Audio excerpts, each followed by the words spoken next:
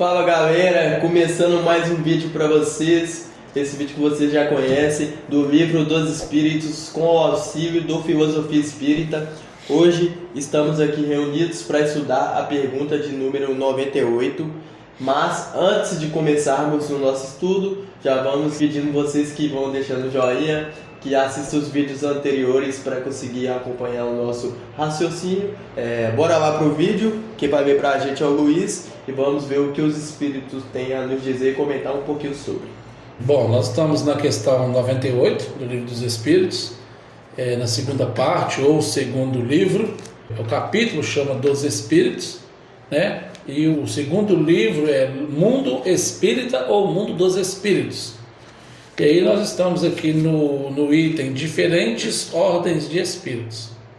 E na questão 98, então, Kardec faz a seguinte pergunta: os espíritos da segunda ordem têm apenas o desejo do bem ou terão também o poder de praticá-lo?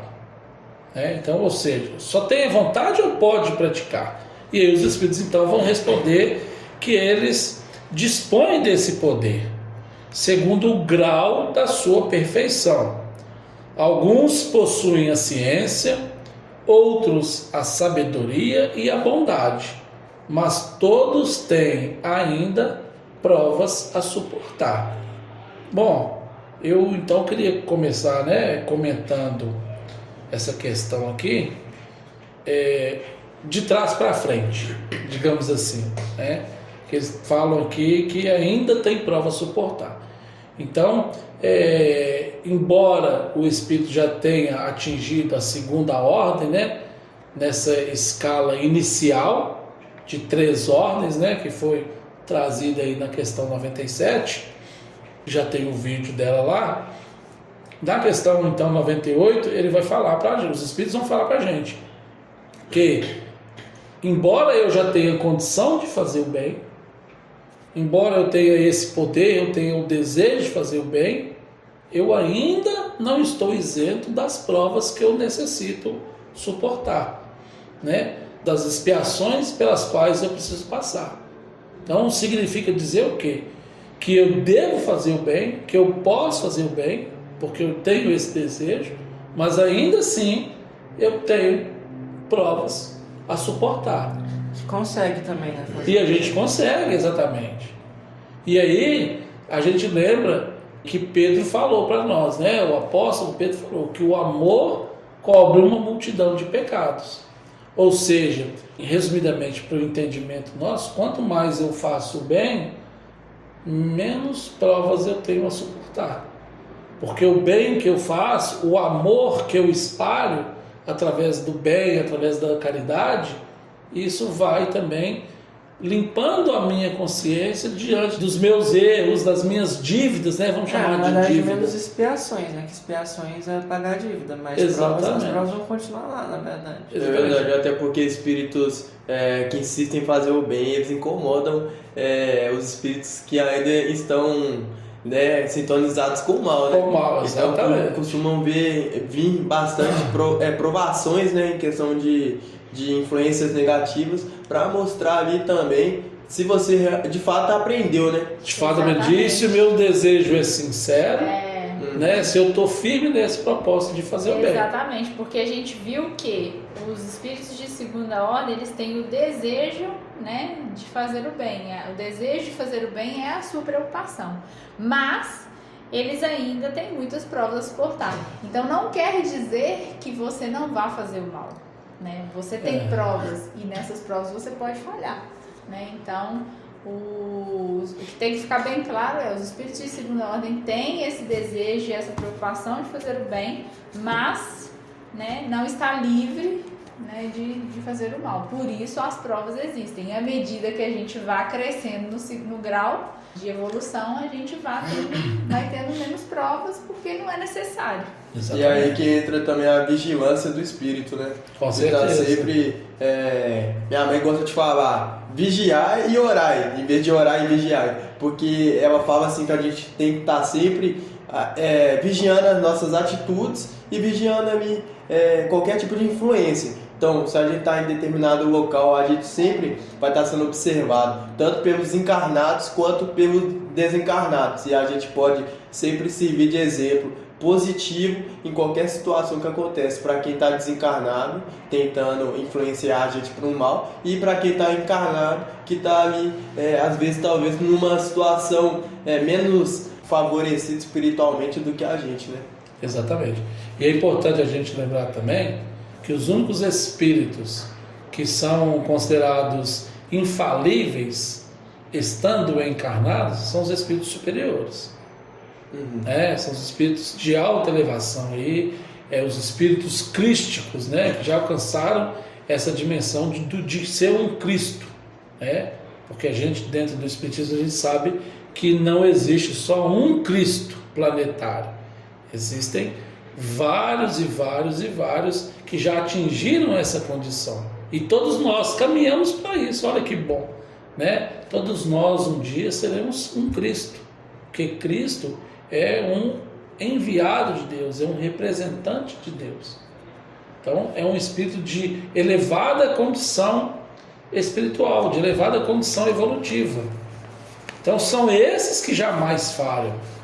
Qualquer outro espírito, sobretudo na nossa condição, né, ainda é passível de erro, ainda é passível de fazer o mal, mesmo tendo o desejo de fazer o bem.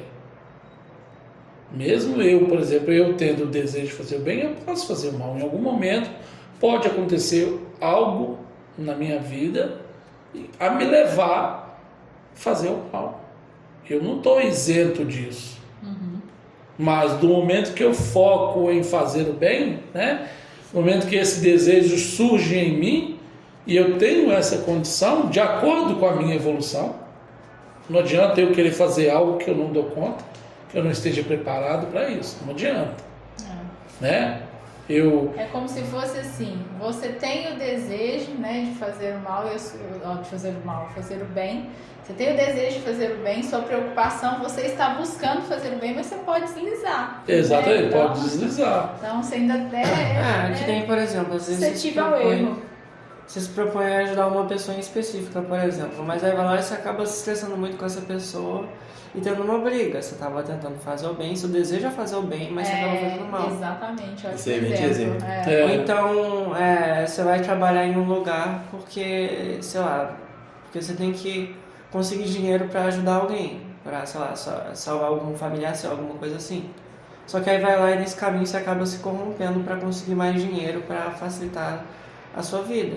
Você acabou fazendo mal, ainda que você no fundo tenha uma intenção de fazer o bem, e isso pode acabar prejudicando algumas pessoas. Exato. E até você mesmo. Sim. Ou então às vezes nem é isso, às vezes você nem tem nenhuma intenção, você só tá de boa vivendo sua vida e você acaba, por exemplo, sei lá, brigando com alguém na rua, brigando no trânsito, né, que é algo que vocês gostam bastante de citar, ou então brigando com, sei lá, algum amigo que você tem, algum familiar. Eu queria fazer uma pergunta aqui também. Na resposta também, os espíritos falam, alguns possuem a ciência, outros a sabedoria e a bondade. O que você entende por isso, JP? Então, eu entendo que cada espírito tem algo que tem maior facilidade, né? Vai se desenvolvendo e tem certas competências que ele consegue desenvolver melhor. Então, aqui nós temos alguns exemplos encarnados na Terra que tem uma desenvoltura melhor para questões da ciência, tecnologia, então conseguem contribuir para a descoberta de curas para doenças, tecnologias que vão facilitar a nossa vida como sociedade. E também tem espíritos de segunda ordem que têm essa capacidade melhor de se comunicar, né? Então conseguem transmitir a mensagem de Cristo para diversas pessoas, e às vezes nem necessariamente a mensagem de Cristo, mas mensagem que tem o preceito de Cristo, né? Sim. A pessoa não está falando de Deus ali, de Jesus, mas está trazendo ali o bem, está ensinando as pessoas a compartilharem o que tem, a serem honestos, e existem diversas outras competências, né, que a gente pode estar evoluindo, como desenvolvendo a música, espíritos que a gente vê, né, que já reencarnam com extrema capacidade de tocar alguns instrumentos desde bem novinhos. Eu acho que cada exemplo assim casa muito bem com essa resposta. Verdade. Eu concordo com você, né, João? Por exemplo, e a cada um de nós, a gente vem de acordo com os nossos compromissos assumidos, né? Então não adianta, né, eu querer ser, por exemplo, um médium de psicografia, não basta só a minha vontade, né? Eu tenho que ter sido preparado para isso, eu tenho que ter assumido esse compromisso no mundo espiritual, não é verdade? E aí também, João, quando você estava falando, eu me lembrei da parábola dos talentos, né? Quando o Senhor lá distribui, ele vai viajar e distribui os talentos entre os servos dele, ele não distribuiu por igual. Para um ele deu 5 talentos, para o outro ele deu 2 talentos, e para o último ele deu apenas 1. Ou seja, era de acordo com a capacidade que cada um tinha para administrar aqueles talentos, não é verdade? Então, quando, né, dentro do ensinamento de Jesus lá, aquele Senhor distribui as parábolas, ele fez isso de acordo com a capacidade de cada um. É o que está falando aqui na resposta, né? E fala, a uns é dado a ciência, outros a sabedoria e a vontade, por exemplo. Então isso são esses talentos que nós temos para fazer esse trabalho. Então eu tenho que fazer o trabalho de acordo com a minha condição, de acordo com a minha capacidade evolutiva, né?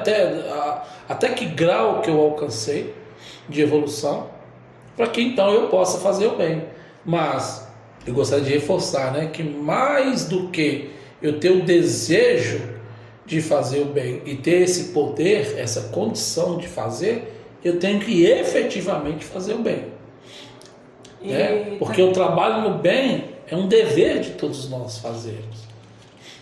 Tecnicamente, tipo assim, qualquer habilidade que você tem, tipo assim, seja algo que você já traz de outra vida, algo que você desenvolveu nessa, ou algo que é uma mistura das duas coisas, tipo assim, tudo tem como você fazer algo de bom, tipo assim, por exemplo, se tem alguma habilidade, sei lá, alguma habilidade artística assim mais elevada, você pode ir criando obras que, tipo, não necessariamente elas precisam ser religiosas, mas que busquem passar boas mensagens, sabe? Exatamente. Então, sei lá, você tem um bom nível de habilidade com computador. Tipo assim, de vez em quando você encontra alguém que, tipo assim, tá precisando de alguma ajuda, que tá com, sei lá, tá com pouco dinheiro e quer montar aí você deve dar uma ajuda para escolher as coisas.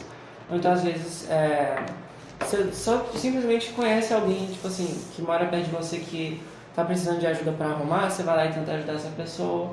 Ou então só procura um lugar que vai conseguir arrumar para a pessoa também, num preço mais baixo. Ou então, sei lá, você tem uma habilidade com... você tem muita força, e aí você vai lá e você ajuda as pessoas, tipo assim... por exemplo, sei lá, uma pessoa no meio da rua tá precisando de ajuda para se levantar, ou então tá precisando de ajuda para carregar alguma coisa. Ou então um vizinho seu mesmo, um amigo seu, não precisa nem ser, tipo assim, de ser alguém mais distante, assim, que às vezes você ainda não tem a confiança e a capacidade de ajudar, mas quem é mais próximo você já consegue, tipo assim, tudo que a gente consegue fazer, em algum momento vai aparecer oportunidade pra gente ajudar o outro. E a gente não precisa de aceitar todas as chances de ajudar, né? Às vezes a gente pode, ou então precisa, tipo assim, indicar outra pessoa, ou então indicar um profissional para dar essa ajuda, tipo, sei lá, seu amigo comenta que tá doente, e você tem uma certa noção de qual problema que pode ser, você não vai, isso não significa que você tenha que descobrir qual remédio que essa pessoa tem que tomar, não. Você vai indicar o hospital para que a pessoa deve passar para ela se tratar, tipo assim, sei lá, você tem um bom conhecimento de quais são os melhores hospitais da região. Às vezes tem hospital grátis, né, que aqui no Brasil tem muito. Você vai lá e você dá a dica do local que a pessoa pode receber ajuda. Você não tem que, tipo assim, fazer fisicamente tudo. Simplesmente você apontar uma forma da pessoa ser ajudada, você já está ajudando a pessoa. Sabe, então, tipo assim, tudo a gente tem como... ajudar, né? Ou seja, todas as habilidades que a gente desenvolve... pode ser simples, né? Sim, fazer o bem é algo que a gente pode fazer com qualquer habilidade que a gente tenha. A gente não precisa, tipo assim, se esgotar completamente para fazer isso, mesmo, porque, tipo assim, você vai fazer mais fazendo uma coisa por semana do que fazendo 10 em uma semana só e depois ficando 3 meses exausto e, sei lá, com algum problema por causa disso. Queria trazer para nós aqui alguns trechinhos do Filosofia Espírita, né? Onde o Miramês comenta a questão 98. É o capítulo 47 do 2º volume, onde ele dá o título de Espíritos Bons. Então ele fala que dentro dessa escala, né, que é trazida no Livro dos Espíritos, os espíritos bons, os que são chamados de espíritos bons, que estariam aí nessa categoria intermediária, nessa escala, né, seria uma escala intermediária. Então, ou seja, está na média, né? E ele fala o seguinte, que os que habitam, né, essa média na escala evolutiva, eles ocupam uma extensão imensurável. Então, ou seja, é muito espírito que está nessa condição aí.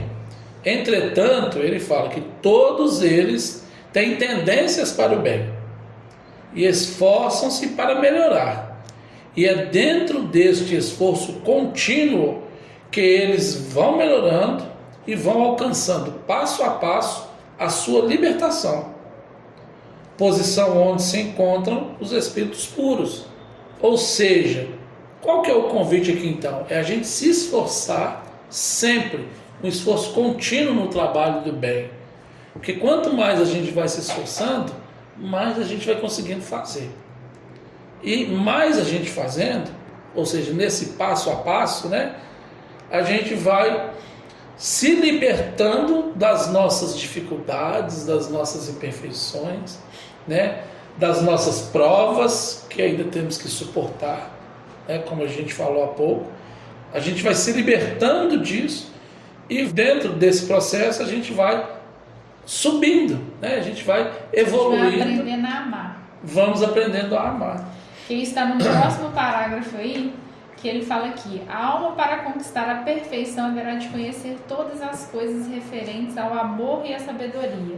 Então a gente está aprendendo isso aí a amar na prática, né? Exatamente, Gil. Então, com o tempo a gente vai trabalhando e vai tomando a consciência do que é realmente amar. E tudo é na vivência, né? Tudo a gente aprende na vivência.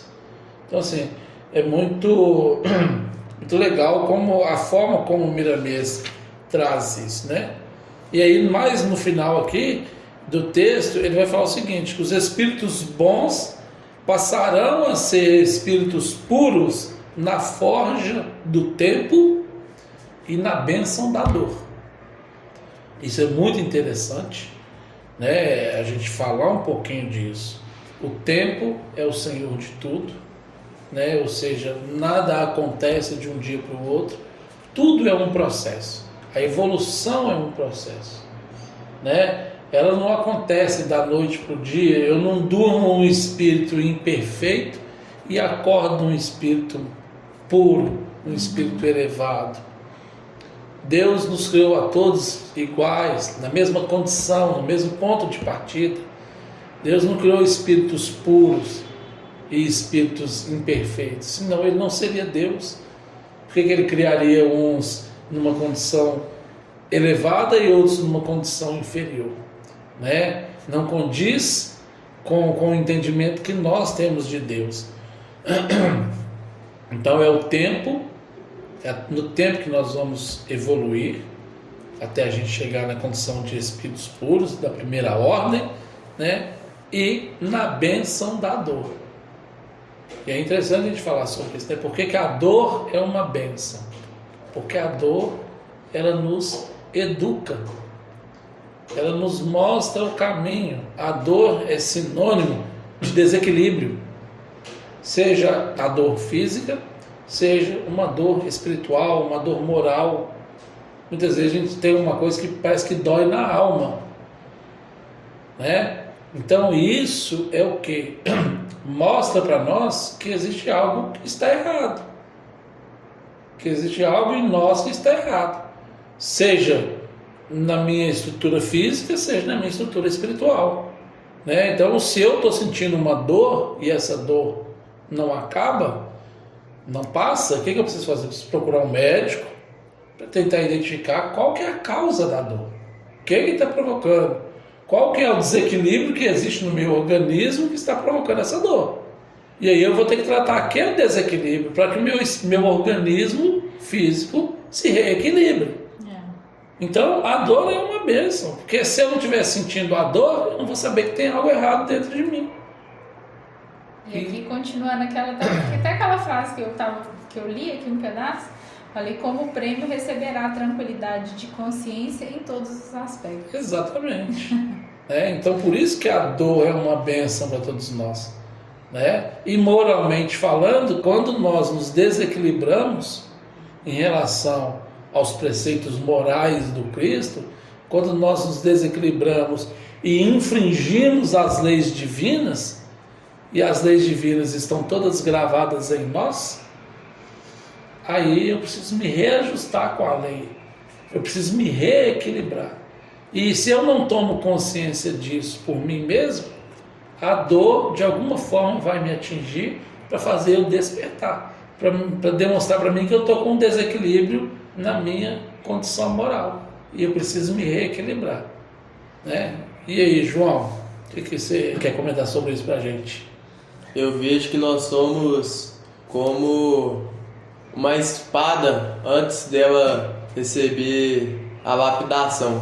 Assim como a espada precisa do fogo, em alta temperatura ali para ser lapidada, ser forjada, a gente também precisa da dor, de passar pelo fogo, digamos assim, Mas não é um fogo que queima a gente, é um fogo que nos torna melhor.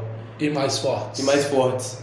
É um processo que, quando a gente fala sobre a dor, não é algo fácil de falar, Porque, vamos convenhar, ninguém quer sentir dor, ninguém gosta de sentir dor. Ninguém gosta de sentir dor. Mas a gente entende que é necessário para que a gente consiga evoluir. A gente entende que até os espíritos que estão na segunda ordem passam pela dor, Porque eles passam pelas provas que eles têm que suportar. Então, são as provas que fazem com que a gente consiga evoluir mais essas características que nós temos, que ajudam na nossa vivência como seres mortais que somos, espíritos. Exatamente. Eu acho importante, de repente, a gente exemplificar para o pessoal que está nos assistindo, até para eles entenderem um pouquinho mais dessa questão da dor, a gente trazer um exemplo, vamos dizer assim, mais prático, Por exemplo, se eu numa outra existência, eu fui uma pessoa muito avarenta, muito egoísta, que só queria acumular bens materiais, muitas vezes à custa do sofrimento alheio e etc. Olha, eu me desequilibrei diante da lei divina.